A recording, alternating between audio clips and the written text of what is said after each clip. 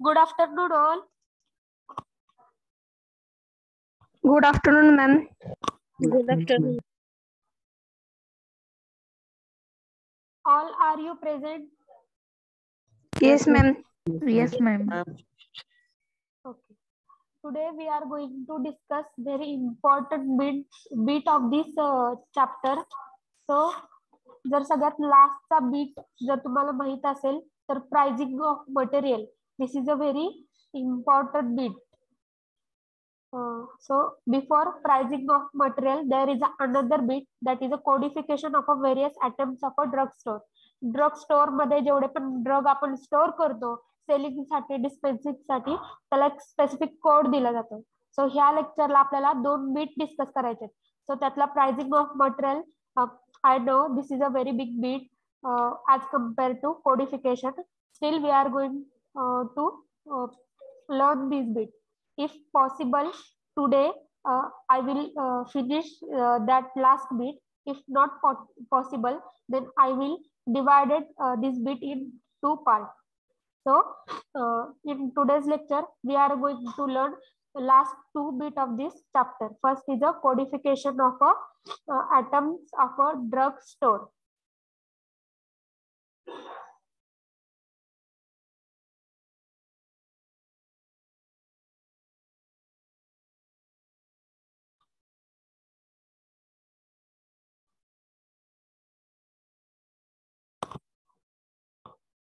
So codification of a various atoms of a drug store.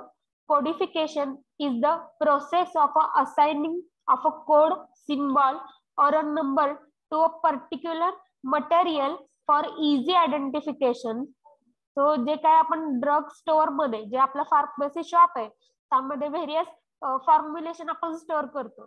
So त्याच्यामध्ये tablet असतील, capsule असतील, suspension, emulsion, various doses form मध्ये आपण काय करतोय, ड्रगला स्टोर करतोय टू पर्पज ऑफ अ डिस्पेन्सिंग.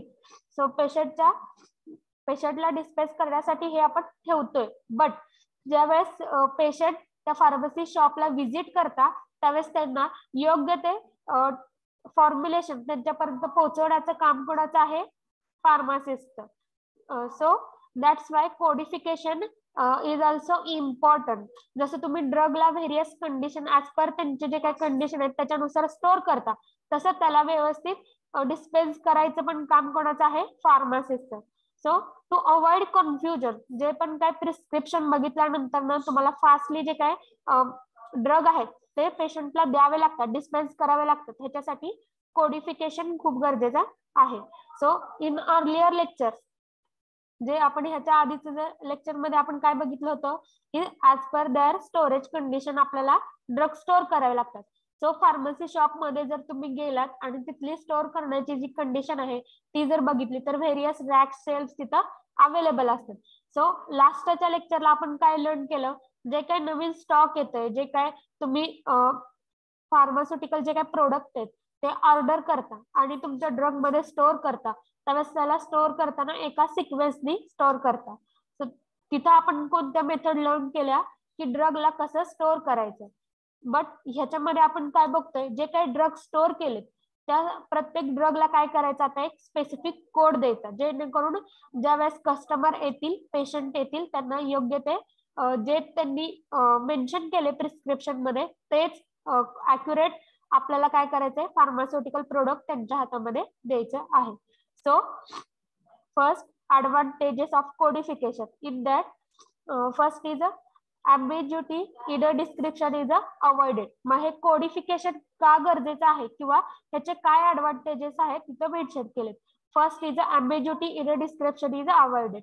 म्हणजे काय, जे काही डिस्क्रिप्शन दिले किंवा जे तुमच्या हातामध्ये जे काही प्रिस्क्रिप्शन आलं असेल किंवा जे सप्लायरनी जे तुमच्याकडे पाठवलेलं जे काही डिस्क्रिप्शन आहे ड्रगचं त्याच्यामधलं अस्पष्टपणा, ambiguity मीन्स अस्पष्टपणा अवॉइड करायचा आहे. कन्फ्युजन जे आहे तुमचं ते अवॉइड करायचे. Second, the length in the description is minimised. जी काही डिस्क्रिप्शन मधली जी लेंथ आहे ती मिनिमाइज करायची. Third, code ensure security of atom like in the store. So एच्या ब्लॉक मध्ये जर तुम्ही ए रिलेटेड जर ड्रग ठेवले तर डेफिनेटली तिथं काय झालं, त्या स्पेसिफिक ऍटमला, त्या स्पेसिफिक फार्मास्युटिकल प्रोडक्टला काय झालं, एक सिक्युरिटी मिळाली. आपल्याला माहित आहे आता की एच्या ब्लॉक मध्ये फक्त आपल्याला ए रिलेटेड ड्रग मिळतील. सो ज्यावेळेस पेशंट प्रिस्क्रिप्शन घेऊन येतील तर त्यांनी जर टॅबलेट वगैरे मागितली असतील ज्याचं की स्टार्टिंग ए पासून होत असेल तर तुम्ही काय करणार, पटकन जाऊन त्या एच्या ब्लॉक मध्ये सर्च करणार आणि फास्टली त्यांना प्रोव्हाइड करणार. सो लाईकवाईज ही प्रोसेस फास्ट होण्यासाठी, बाईंग सेलिंग ही प्रोसेस फास्ट होण्यासाठी आपल्याला काय करणं गरजेचं आहे, जे काही ड्रग्ज आहेत ते एका स्पेसिफिक मॅनर मध्ये स्टोअर करायचे आहेत.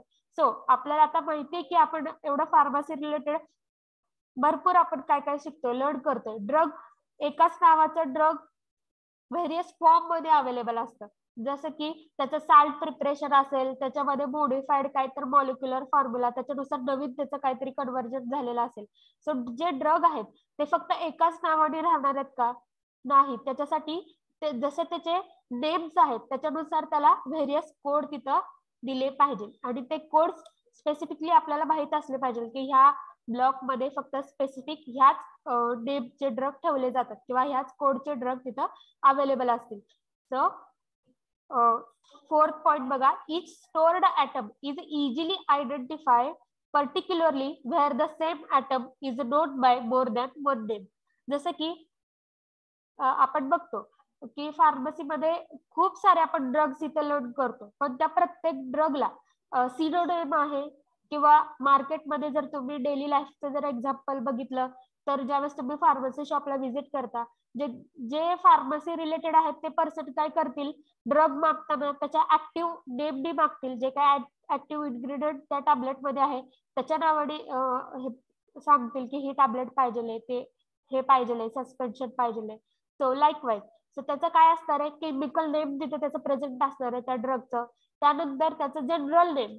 सो जे काही जनरल नेम आहेत किंवा मार्केटेड जे काही नेम आहे ज्याला आपण म्हणतो की त्या कंपनीच्या नावाने काय काय ड्रग विचारले जातात की सिप्ला कंपनीचं हे ड्रग आहे का किंवा ही कॅप्सूल आहे का. सो लाईकवाईज सो सगळेजण जे काही पेशंट आहेत ते काय करणार आहेत, वेगवेगळ्या व्हेरियस ते सिनोनिम यूज करून तुमच्याकडे ते ड्रग अवेलेबल आहे का नाही तुम्हाला विचारणार आहेत आणि त्यानंतर ते बाय करणार आहेत.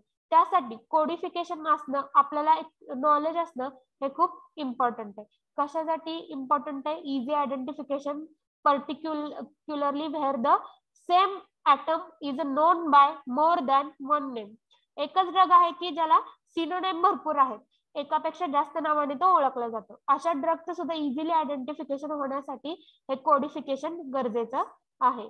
For example, acetyl salicylic acid tablet is known as a aspirin tablet.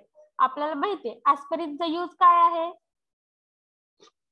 Anyone? ऍस्पिरिन ऐकलंय? Yes, ma'am. Okay. Common example आहे ऍस्पिरिन, तरी आपण घरी सुद्धा ऐकलं असेल. ऍस्पिरिनचा यूज कोणाला सांगता येईल? Reduce pain. Reduce fever. Okay. So all you are know that use of a aspirin. So aspirinच्या aspirinची जी टॅबलेट आहे त्याच्यामध्ये मेन इन्ग्रेडियंट काय आहे, acetyl salicylic acid. सो त्या टॅबलेटला आपण काय म्हणतो, ऍस्पिरिन टॅबलेट. त्यानंतर हे जे आहे जसं की तुम्ही आत्ताच बघू शकता, एक आहे त्याचं chemical name acetyl salicylic acid, त्यानंतर दुसरं काय आहे मार्केटेड नेम किंवा जनरल नेम त्याचा आहे. मग जर दोन पेशंट येऊन एकच टॅबलेट मागत असेल, फक्त सांगण्याची पद्धत डिफरंट असेल तर तिथे तुम्हाला तेवढं नॉलेजही असायला हवं.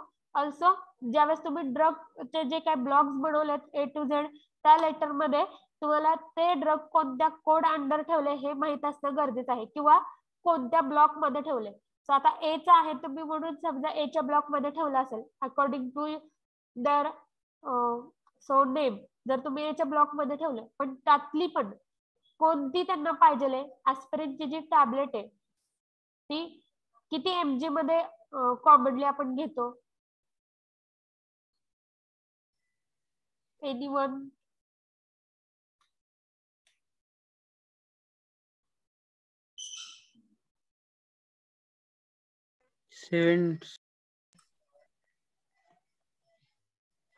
किती?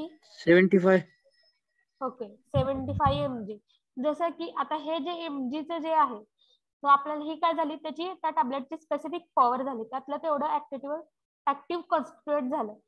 सो असेच अजून भरपूर ड्रग असतील की जे सिमिलर ऍक्शन देणारे असतील किंवा ज्यांची पॉवर जास्त असेल, म्हणजे जास्त mg मध्ये ते भेटत असतील. सो लाईकवाईज मग ह्या सगळ्या गोष्टींसाठी आपल्याला कोणती सिस्टीम हेल्प करणार आहे? कोडिफिकेशन. जर तुम्ही स्पेसिफिक ड्रग साठी स्पेसिफिक कोड जर असाइन केला तर आपल्याला काय होईल? कन्फ्युजन अवॉइड होणार आहे. सो नेक्स्ट इझिली आयडेंटिफिकेशन होणार आहे आणि त्या ड्रगला सुद्धा एक सिक्युरिटी राहते. सो जे काय एवढं भलं मोठं जे डिस्क्रिप्शन आहे ते आपल्याला वाचायची गरज नाही. टॅबलेट फॉर्म मध्येच आहे का, त्याच पेशंटला विचारायचं नाही टॅबलेटच आहे का कॅप्सूल आहे का सस्पेन्शन आहे, त्याचे बरेच फॉर्म्युलेशन मिळतं. असं न करता आपल्याला काय करायचंय, जे काही लेंदी डिस्क्रिप्शन आहे त्याला आता कुठेतरी शॉर्ट मध्ये आणायचं आहे. So let see it's a types किंवा मेथड. मग हे सगळं करण्यासाठी कोणत्या मेथड आहेत? सो ह्याच्यामध्ये आपल्याला 5 मेथड बघायला मिळतात. सो वन बाय वन आपण बघूया. फर्स्ट मेथड आहे alphabetical method. Screen is visible? Yes, ma'am. Yes, ma'am. Yes, ma'am.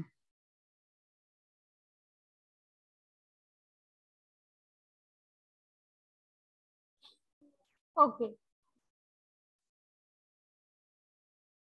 First आहे alphabetical method. In that this system letter are chosen to represent a particular classification. So alphabet consist of 26 letter. आपल्याला माहिती आहे, आपण ह्याच्या आधी primary मध्ये असताना alphabets बघितलेले आहेत. किती असतात लेटर? 26 लेटर असतात. मग आपल्याकडे काय आहे, आता इथं आपल्याकडे चॉईस आहे की 26 लेटर सगळे ऑलच्या ऑल युटिलाइज करू शकतो आणि प्रत्येक लेटर वन बाय वन आपण यूज करू शकतो. So in this system letter are chosen A to Z ह्या सिक्वेन्स मध्ये सगळे जे काही ड्रग आहेत आपल्या फार्मसी शॉप मध्ये ते लावायचे आहेत किंवा त्याला आता कोड असाइन करायचा आहे. So the method is useful when relatively a fewer places are required. तर आता हे कसं आहे की त्याच्या फॉर्म्युलेशन वरती डिपेंड आहे. म्हणजे एखादे टॅबलेट असेल, जसं की आत्ताचेच बघू आपण, आपल्याकडे ऍस्पिरिनची काय आहे टॅबलेट आहे, तर त्याला काय करायचंय पहिल्यांदा बघायचंय त्याचं फॉर्म्युलेशन काय टॅबलेट मध्ये आहे, कॅप्सूल मध्ये आहे का सस्पेन्शन आहे किंवा अदर जे काही स्ट्रिप्स वगैरे आहेत तसा कोणत्या फॉर्म मध्ये आहे ते बघायचं. मीन्स त्याचा डोसेज फॉर्म आपल्याला फर्स्टली चेक करावा लागेल, त्यानुसार त्याला आता कोड द्यायचा. जर टॅबलेट असेल तर टॅबलेटला आपण टी ने डिनोट करायचंय. So for example code T stand for a tablet.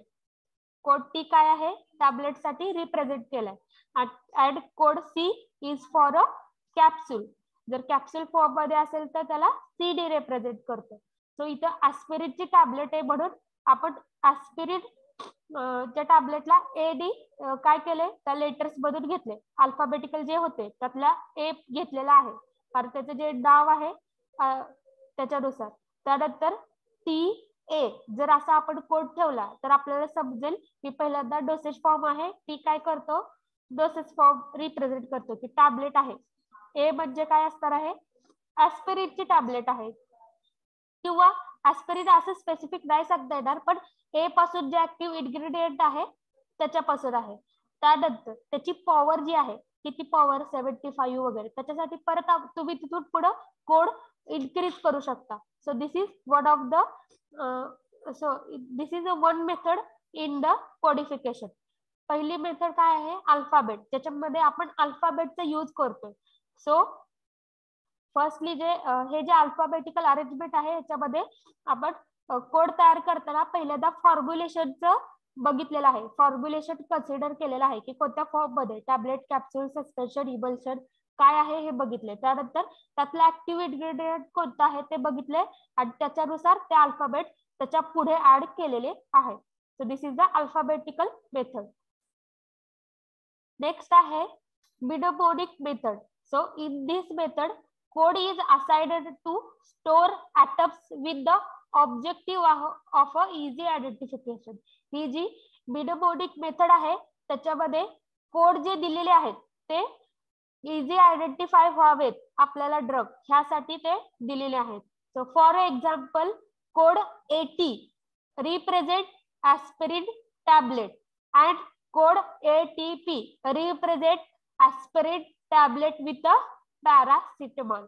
So आता ही जी सेकंड मेथड आहे त्यामध्ये काय केलेलं आहे, पहिल्यांदा ऍक्टिव्ह कॉन्स्टिट्यूएंट काय आहे बघितलेलं आहे. जसं की ऍस्पिरिन आपल्याला टॅबलेट माहितीये, तर त्या ऍस्पिरिनचा ए इथं ऍज अ त्यातलं पहिलं जे लेटर आहे तर ते घेतलेलं आहे.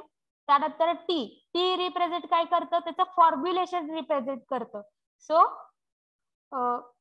त्याला आपण कोड काय दिलेला आहे, जर प्लेन ऍस्पिरिनची टॅबलेट असेल तर आपण त्याला 80 हे कोड दिलेला आहे. जर कोड ATP असेल तर काय आहे की ऍस्पिरिनची टॅबलेट आहे पण त्या टॅबलेट मध्ये अजून other pharmaceutical active ingredient involve आहे, जसं की aspirin tablet with a paracetamol. So firstly आपल्याला समजलं की टॅबलेटच आहे.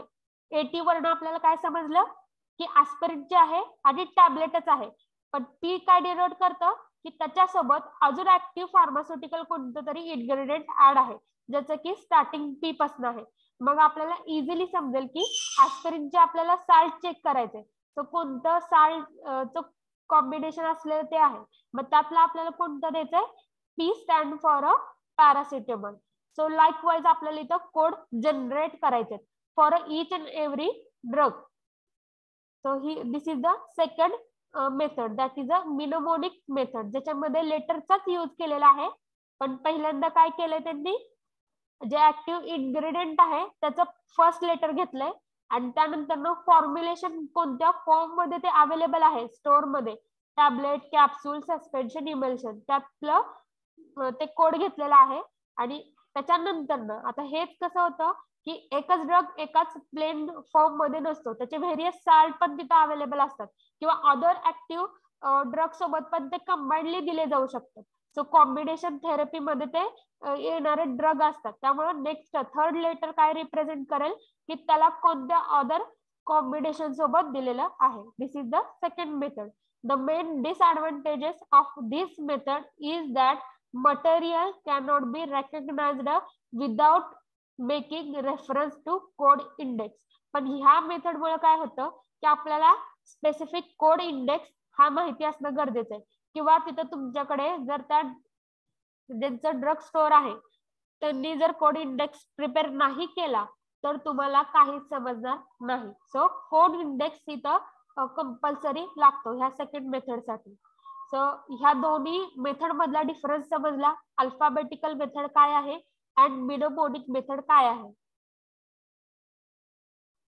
Yes, ma'am. Okay, then next see the next method, that is numerical method. So numerical method, आता इथं न्यूमरिक्स म्हणजे काय असणार आहेत, न्यूमरिक्स म्हणजे आता आपण बघितली अल्फाबेटिकल मेथड आहे मिनोमोनिक मेथड, ज्याच्यामध्ये लेटरचा यूज केलाय. सो आता इथं न्यूमरिकल मेथड मध्ये काय केलं असेल, नंबरचा यूज. नंबरचा use, correct. So under this method separate numbers are assigned to different classification of a store items. हे जे थर्ड मेथड आहे त्याच्यामध्ये नंबरचा यूज केलेला आहे, that's why it is called a numerical method. So आता हे जे नंबर्स आहेत ते पण दोन टाइप मध्ये डिवाइड होतात. सो फर्स्ट आहे डेसिमल सिस्टीम अँड सेकंड आहे block system. So firstly see the introduction. So under this method separate numbers are assigned to different classification of a store atom. Each time a new type of material is acquired, the next higher number in a sequence is assigned to it. Numerical system involves use of a following system: decimal system and block system. ह्यामध्ये काय सांगितलंय की जे numbers आहेत त्या नंबर्सला दोन system मध्ये divide केलं जातं, डेसिमल आणि ब्लॉक. पण ह्या डेसिमल आणि ब्लॉक ह्या दोन्ही मध्ये पण जे काय नंबर यूज केलेत त्यांना एका सिक्वेन्स मध्ये मांडलेला आहे. सो नेक्स्ट हायर नंबर म्हणजे आता समजा एक आहे वन, जे काही ड्रग आहे ए, जसं की आपण लेटर मध्ये ए ड्रगला एच्या ब्लॉक मध्ये ठेवतो, तसं आता इथे नंबर मध्ये बघितलं तर वन नंबर जर घेतला तर त्याच्यामध्ये काय होणार आहे, पॉइंट वाईज जर तुम्ही बघितलं तर 1.1 1.2 असं आपण नंबर देऊ शकतो. सो त्या सिस्टीमला म्हणायचं डेसिमल सिस्टीम, ज्याच्यामध्ये जे काही नंबर्स आहेत, पहिला जो नंबर आहे ते वन नंबर तो काय रिप्रेझेंट करणार आहे, ड्रगला रिप्रेझेंट करणार आहे, आणि त्याच्या पुढचा जो नंबर असेल तो हायर सिक्वेन्स मध्ये ऍड करायचा आहे. जसं की 1.0 झाल्यानंतर ना 1.1 असं येणार, 1.2 1.3 1.4 असं हायर त्याचा नेक्स्ट जे काही डिजिट असेल पॉइंट मधला ते इन्क्रीजिंग नंबर मध्ये असेल. सो इथं 1.0 1.00 असं नसणार आहे. जर पॉइंट येत असेल, डेसिमल येत असेल तर ते हायर सिक्वेन्स मध्ये पुढे इन्क्रीज होणार आहे. So in that first is a decimal system. In this system the numbers are assigned in a such manner that each digit represent a subgroup of that previous digit. मग इथं जर बघितलं तुम्ही तर हे जे काही डिजिट्स आहेत, तो जर पहिला जो डिजिट आहे तो काय करणार आहे, एकतर त्या ड्रगची फार्माकोलॉजिकल ऍक्शन शो करणार आहे किंवा त्यातलं केमिकल जे ऍक्टिव्ह कॉन्स्टिट्युएंट आहे त्याला रिप्रेझेंट करणार आहे. आणि त्याच्यानंतरचा जो काही नंबर असेल तो काय करणार आहे, त्यामधलं सब ग्रुप तिथं शो करणार आहे.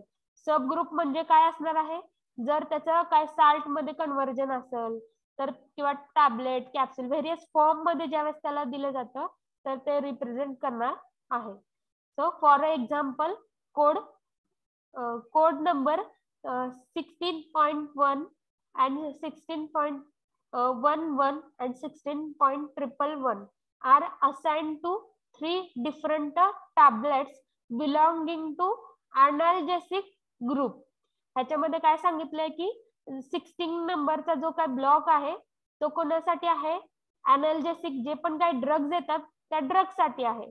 सो अनाल्जेसिक ड्रग साठी 16 हे डिजिट तुम्ही जर दिला असेल तर 60.1 हे काय रिप्रेझेंट करतं की फर्स्ट जी टॅबलेट असेल, समजा 60.1 तिथं जर तुम्ही डिजिट बघितलं तर अनाल्जेसिक मध्ये जी टॅबलेट आहे त्याची पॉवर असणार आहे 100 mg, म्हणजे त्याची डोसची फ्रिक्वेन्सी तिथं मेन्शन केली असेल. परत 60.11 जर बघितलं तर अनाल्जेसिकची टॅबलेट 200 mg एवढ्या हाय पॉवर मध्ये असणार आहे. आणि 16.111 जर बघितलं तर ते काय रिप्रेझेंट करतं, त्याच्या पुढचं नेक्स्ट जे काय हायर सिक्वेन्स दिलाय तो कशासाठी, त्याची पॉवर पण तेवढीच हाय रेंज मध्ये आहे, म्हणजे ती टॅबलेट तेवढ्या रेंज मध्ये किंवा तेवढ्या त्याचा फॉर्म्युलेशन तिथं आहे, हाय पॉवरची ती टॅबलेट असणार आहे. सो लाईकवाईज ही डेसिमल सिस्टीम रिप्रेझेंट केली जाते, ज्याच्यामध्ये पहिला जो डिजिट आहे त्याच्या नेक्स्ट मध्ये पॉइंट नंतर जो डिजिट असेल तो काय केला असेल, हायर नंबर मध्ये तिथं दिलेला असणार आहे. सो नेक्स्ट आहे block system.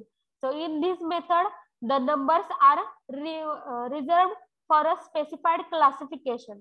So block system मध्ये डिफरंट ब्लॉक असतात, जसं की 1 to 100 हा एक ब्लॉक असेल, 100 to 200 हा एक ब्लॉक असेल, आणि 200 to 300 लाईकवाईज, म्हणजे 100च्या ग्रुपनी किंवा 200च्या ग्रुपनी मोस्टली प्रेफरन्शियल आपण काय बघतो की 1 to 100 ह्या रिलेटेड ब्लॉक तयार केलेले असतील.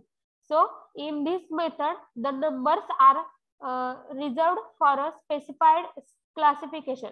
मग ह्याच्यामध्ये काय असणार आहे की स्पेसिफाईड क्लासिफिकेशन साठी तो स्पेसिफिक ब्लॉक आहे तो रिझर्व केला जाणार आहे.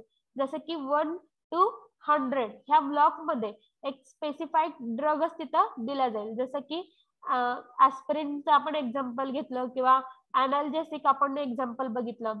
इथून पुढं जे असतील, जसं समजा अनेस्थेटिक रिलेटेड जे ड्रग असतील तर ते समजा कुठे ठेवले जातील, कन्सिडर करा की एक्झाम्पल म्हणून अनेस्थेटिक जे ड्रग आहेत ते 1 to 100 ह्या ब्लॉक मध्येच तुम्हाला ठेवायचे आहे. तर त्याला स्पेसिफिक असं एक ब्लॉक सिस्टीम तिथं क्रिएट केलेली आहे. त्यानंतर for example number 100 to 300 may be allotted to various types of a tablet and number 301 to 500 may be assigned to capsule. तर स्पेसिफिक असे जे काही क्लासिफिकेशन येतात ते काय करणार आहेत त्यांचं आपण ब्लॉक सिस्टीम नुसार तिथं प्रिपेअर करणार आहे. म्हणजे त्यांना कोड तसा असाइन केला जाणार आहे. सो हे समजलं decimal system and block system. Yes, ma'am. Yes, ma'am. Very few people are responding. Others? Yes, ma'am.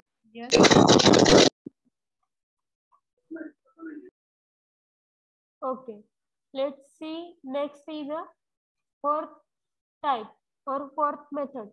Combination method. So fourth जो type आहे त्याच्यामध्ये कॉम्बिनेशन केलेलं आहे. कॉम्बिनेशन कोणाचं आहे? टाइप 1 मेथडचा आणि टाइप 2 मेथडचं इथं कॉम्बिनेशन आपल्याला बघायला मिळतं. So in that combination method, in this method both mnemonic and numerical method. So type 2 आणि टाइप 3 चं कॉम्बिनेशन बघायला मिळतं. mnemonic and numerical method इथं आपल्याला कंबाइंडली इथं बघायला मिळणार आहे. म्हणजे कोड असाइन करताना ह्या दोन्ही सिस्टीमचा यूज इथं केलेला आहे. So combined together to assigning a code to a different items of the store.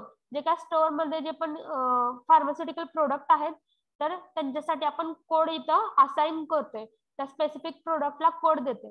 हा कोड देताना जर कॉम्बिनेशन मेथडनी जर तुम्ही दिला तर त्या कॉम्बिनेशन मेथड मध्ये दोन मेथड इन्व्हॉल्व होतात.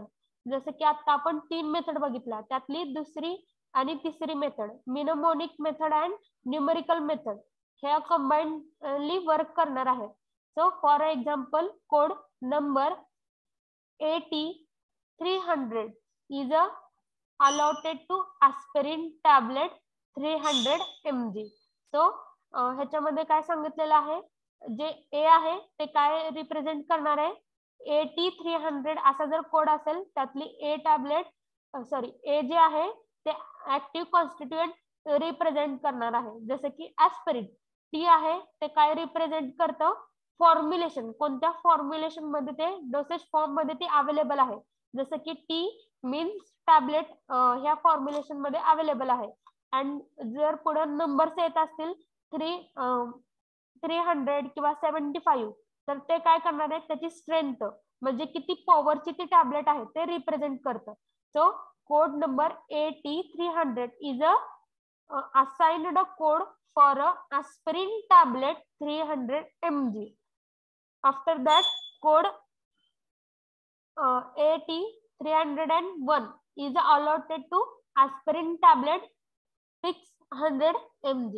सो लाईकवाईज इथं कोड काय केलेला आहे हायर सिक्वेन्स मध्ये. म्हणजे जर तुम्ही नंबर्स बघितले तर नंबर मध्ये ह्यांनी 80-600 असं पण लिहू शकले असते पण लिहिलंय का तसं नाही. कोड 80-301. सो यातला जो 1 आहे तो त्याचा हायर जे पुढचं टॅबलेट आहे त्याच्यामध्ये लिहिले म्हणजे त्याची स्ट्रेंथ इथं दिलेली आहे. So likewise this is the combination method. So he method आहे ती खूप इझी आहे म्हणजे आपल्याला सुद्धा समजण्यासाठी इझी आहे आणि आयडेंटिफिकेशन म्हणजे जे काय तुम्ही ड्रग स्टोअर मध्ये जे पण ठेवलेले आहेत ड्रग त्यांना पण कोड असाइन करताना इझिली आपण करू शकतो. स्वतःला पण समजतं आणि इझिली आयडेंटिफाय होतात. So this is the combination method. And fifth method, location coding method. So this is the last method in method of a codification. In that,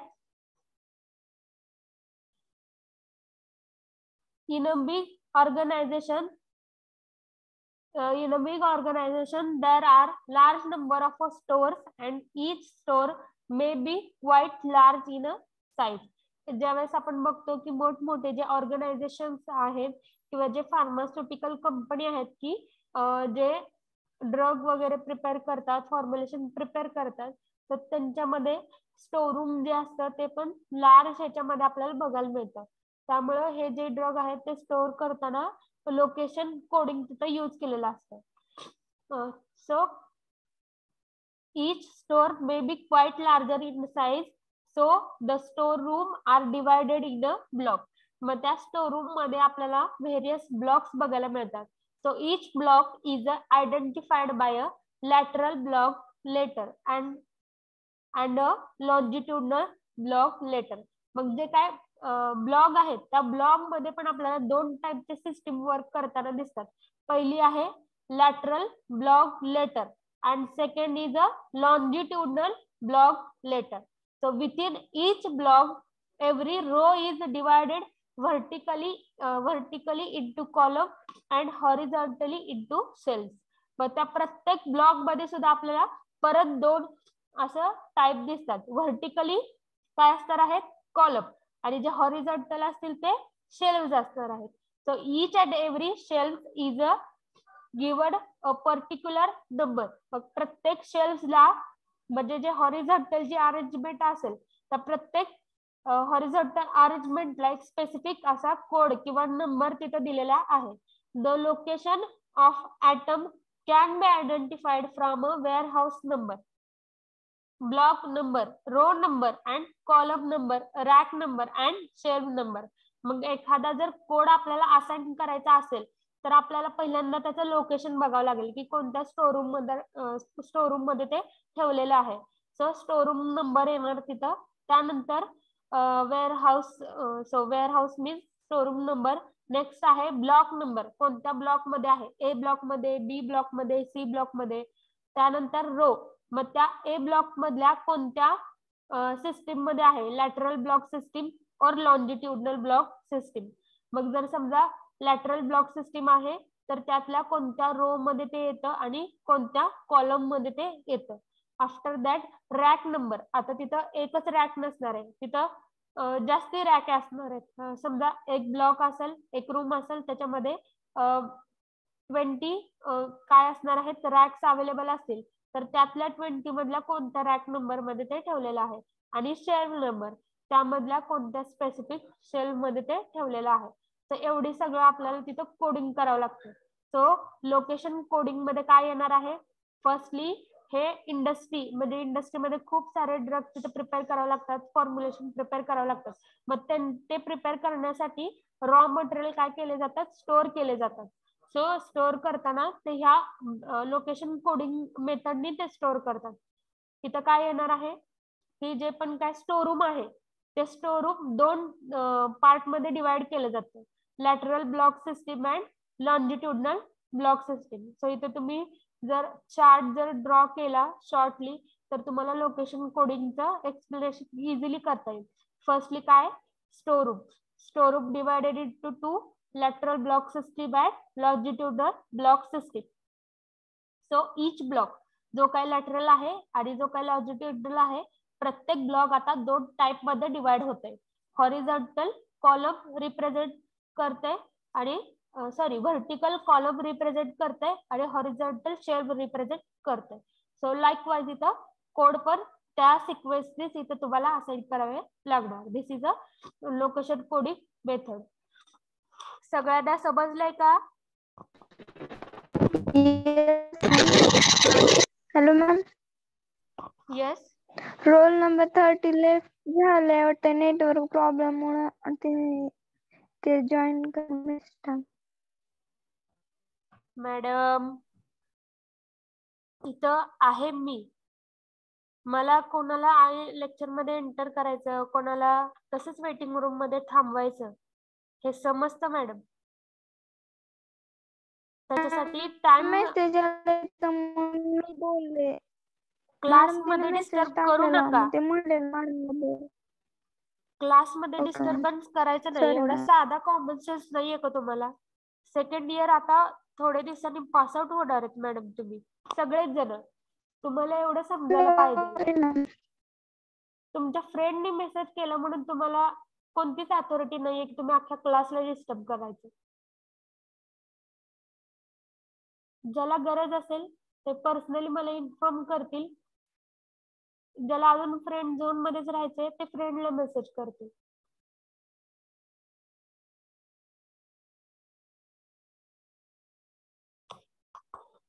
so इथून पुढे माझ्या लेक्चरला अजिबात कोणाचाही मेसेज कोणीही फॉरवर्ड करायचं नाही. ज्याची त्याची रिस्पॉन्सिबिलिटी आहे, कधी लेक्चरला इन व्हायचं, कधी लेक्चरला आउट व्हायचं. जर तुमचं बाय मिस्टेकनली नेटवर्क इश्यू किंवा अदर प्रॉब्लेममुळे जर तुम्ही लेफ्ट झाला असाल, मेसेज करा. तो रिस्पेक्टिव्ह स्टाफ तुमचा प्रॉब्लेम जो आहे तो सॉल्व्ह करेल, तुम्हाला परत रिॲडमिट करून घेईल. पण तुम्ही कधीही येणार लेक्चर मध्ये आणि कधीही जाणार आणि होत नाही लेक्चरला इन हे प्रॉब्लेम सांगणार असाल तर डेफिनेटली लेक्चर अटेंड करूच नका. फॉर्मॅलिटी मध्ये तर अजिबात लेक्चरला इन व्हायचं नाही. आणि दुसऱ्याचे मेसेज माझ्या तरी स्पेसिफिक लेक्चरला दुसऱ्यांचे मेसेज अजिबात फॉरवर्ड करायचे नाहीत. अजिबात क्लासला डिस्टर्बन्स करायचं नाही.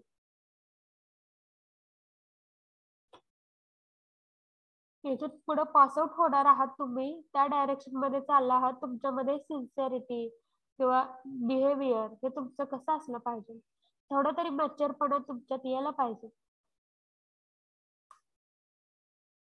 सिरियसनेस तर जरा सुद्धा नाहीये तुमच्याकडे. फास्ट घ्या, स्लो घ्या, समजतंय का नाही एवढं स्टाफ तुम्हाला शिकवते एवढं हे करून, तरी पण तुम्ही अजून तुमच्या वेळीच आहात.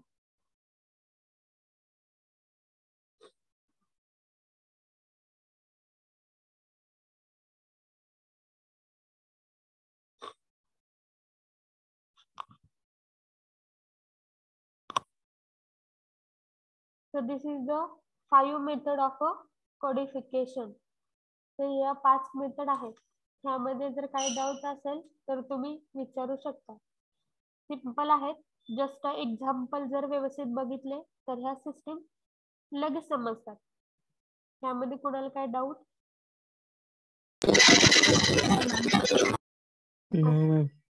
ओके. सो नेक्स्ट आहे प्राइसिंग ऑफ अ मटेरियल.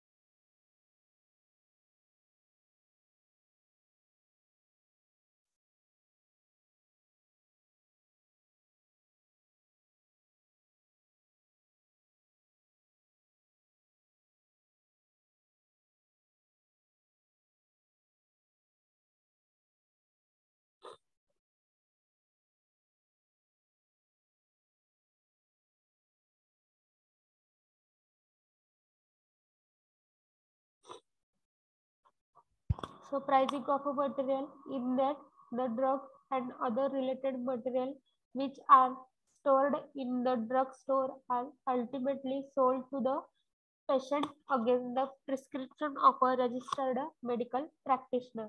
ह्यामध्ये काय सांगितलंय? जे पण voice is audible? Yes, ma'am. Okay.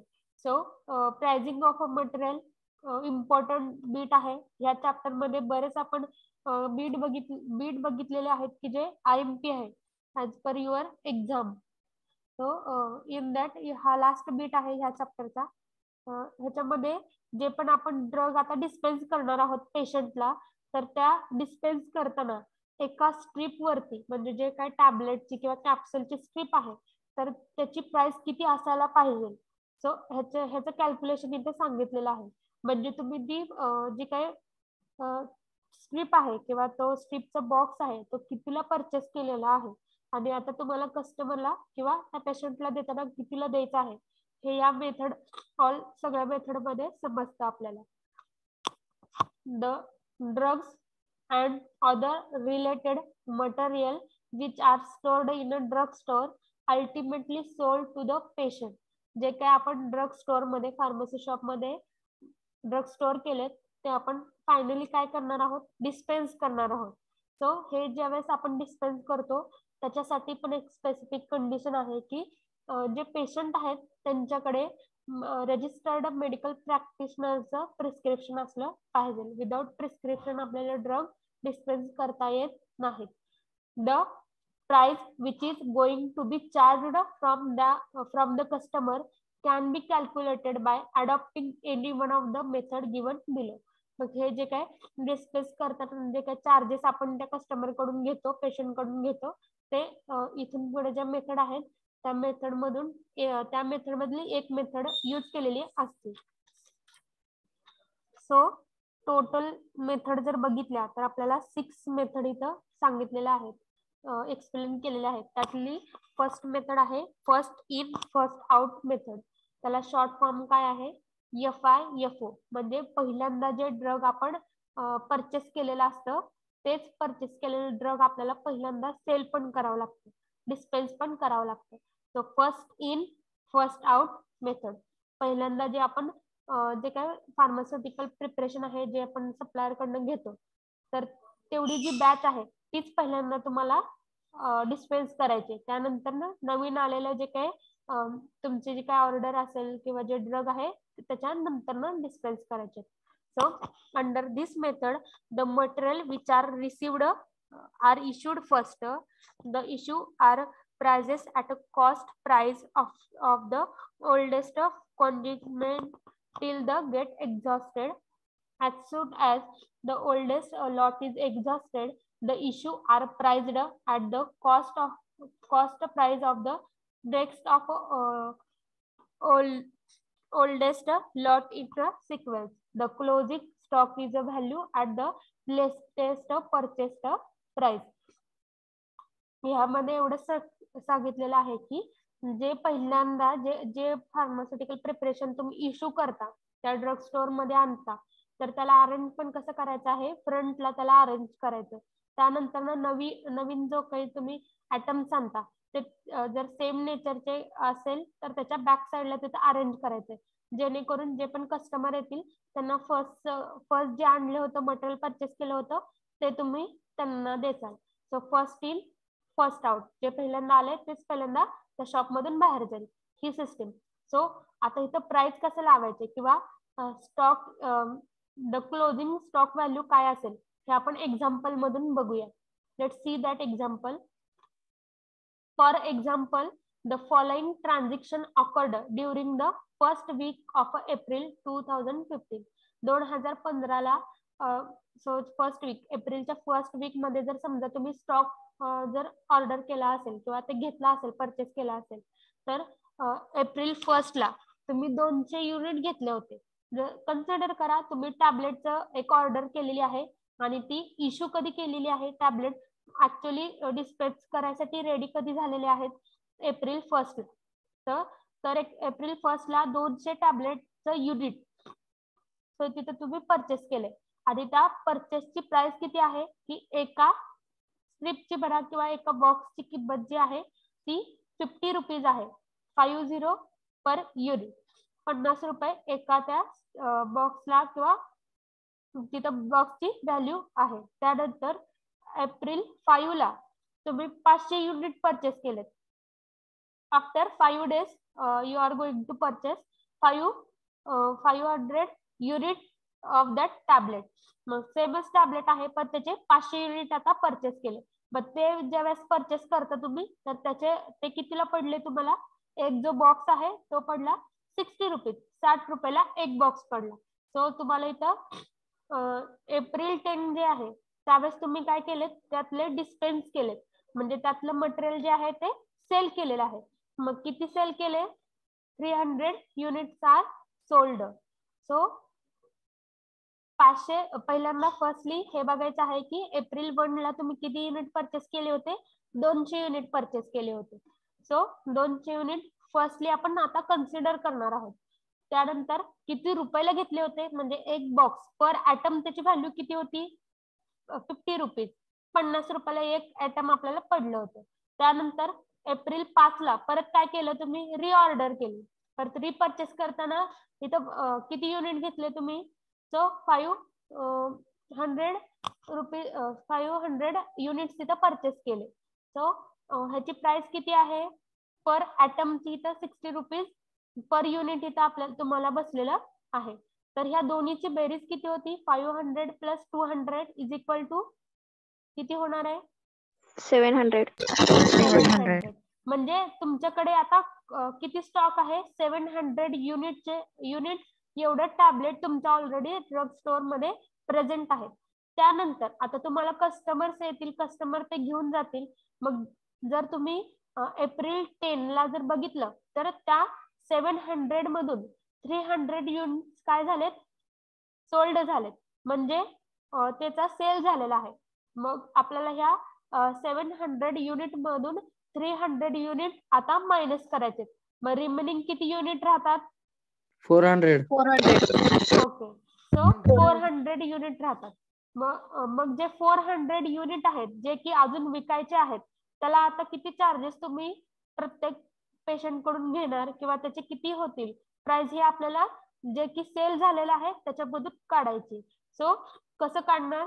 So the issue of 300 unit will be priced as under. म्हणजे हे जे काय 300 युनिट जे काय विकले होते तर त्याची प्राइस बघा कशी असणार आहे. First from the first lot, जसे की बघितलं आपण की एप्रिल 1 ला पहिल्यांदा आपण 200 युनिट घेतले होते.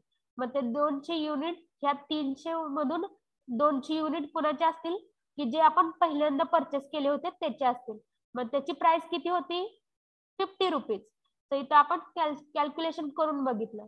सो जर एका युनिटला जर 50 रुपीज असतील तर 200 युनिट्सला युनिटचे टोटल अमाऊंट किती होती? 10,000 रुपीज. ओके, 10,000 रुपीज इथं होती. त्यानंतर जे काही ह्या 300 मधले 100 युनिट जे होते ते आता फ्रेशली आलेले आयटम्स मधून असणार आहे, म्हणजे 500 युनिट मधलं असणार आहे. सो जे काही रिमेनिंग 100 युनिट जे आहेत ते सेकंड लॉट मधून घेतलेले असणार आहेत, म्हणजे त्याची प्राइस किती होती? 60 रुपीज होती. सो असं आपल्याला कॅल्क्युलेशन करायचंय. सो 100 इथं युनिट्स आहेत आणि एका आयटमची जी प्राइस आहे ती 60 आहे. तर 100 साठी किती? 100 साठी किती? तर त्याची टोटल प्राइस किती येते? 6,000 रुपीज. मग ह्या दोन्हीची आपल्याला काय करायचंय? ऍडिशन करायचे. सो इथं ऍडिशन केल्यानंतर 16,000 रुपीज एवढं आपल्याला तिथं व्हॅल्यू मिळते. सो आता जे काही रिमेनिंग राहतात, आता तिथं 400 युनिट तिथं आता काय राहणार आहेत? रिमेनिंग राहणार आहेत. The value of the closing stock of 400 will be costed. मग इथं किती रुपयांनी आपण त्याला आता सेल करणार आहोत? तर आता रिमेनिंग आता ह्यातले 400 राहणार आहेत, त्यामुळे 60 आपण पर युनिटची तिथं चार्जेसनी पकडलेलं आहे. सो हे टोटल 400 ची किती होणार आहे total amount? 24,000. Okay, so is as simple as that. जे की फर्स्ट येतील त्यांना फर्स्टली आपल्याला सेल करायचंय, त्यामुळं आपण ह्या 300 मधले जे युनिट सोल्ड झाले, 300 युनिट सोल्ड झाले तर त्यातले 200 फर्स्ट कंप्लीट स्लॉट आपण इथं घेतलेला आहे आणि जो सेकंड होता तो रिमेनिंग स्लॉट मधून घेतलेला आहे. त्यामुळे त्याचे पण चार्जेस आपण इथं कॅल्क्युलेट करून बघितले. सो पहिले जे 200 आहेत ते 50 रुपयांनी आपण पकडले, सेकंड जे 100 आहे त्याला 60 रुपयांनी पकडले. So this is the example of a first in first out. जे पहिल्यांदा परचेस केले तेच पहिल्यांदा आपल्याला सेल करावं लागणार आहे. सो हे समजले सगळ्यांना? Okay, let see the next method. ही झाली एक प्राइसिंगची मेथड. नेक्स्ट आहे last in first out. So आता लास्ट इन फर्स्ट आउट मध्ये कसं असणार आहे? जो की नवीन जो आपण परचेस केलेला आहे त्याला पहिल्यांदा आपल्याला सेल करायचं आणि जो आधी आणला होता त्याला आपल्याला लॅटरली सेल करायचं. So let see this method. In this method price of the latest consignment stock is issued for calculating the value of a issue until the consignment is exhausted.